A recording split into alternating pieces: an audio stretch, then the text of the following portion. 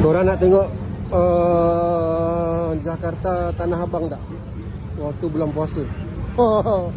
Tapi jangan kasih viral tau. Cukup kita je tahu. Orang tengok ni. Dia orang relax je. Sokok makan.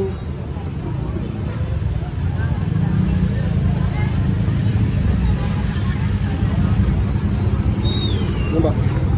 Ini bulan puasa ya. 2 hari bulan 2 2026. Tengok laki bini anak beranak makan gambar dia orang ni.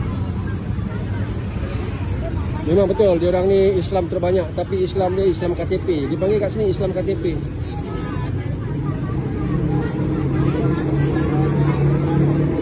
Dia punya agama dia memang lemah. Aku cakap betul-betul ni. Kau nak kecam aku, kecam lah.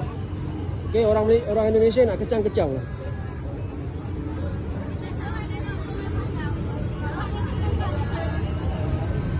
Tak ada sensitivity untuk menghormati bulan Ramadan langsung. Relax je makan.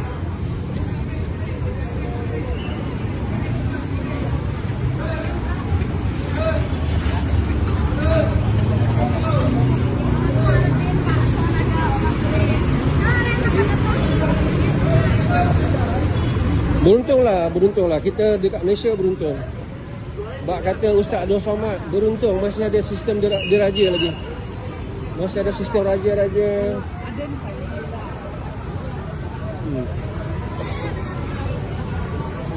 Alhamdulillah, Malaysia alhamdulillah. Okey, Malaysia alhamdulillah. Bersyukur duduk Malaysia, kita orang Malaysia bersyukurlah kita. Inilah keadaan Jakarta Tanah Abang bulan puasa. Okey, aku bukan nak aibkan, bukan, cuma nak bagi tahu untuk kesedaran. Jabatan agama dia orang ni memang ke laut. Sepatutnya bulan puasa ni ini bulan puasa tau.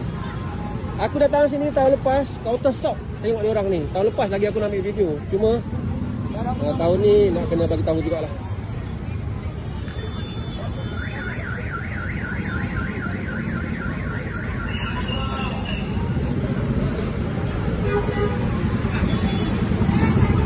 Masya Allah.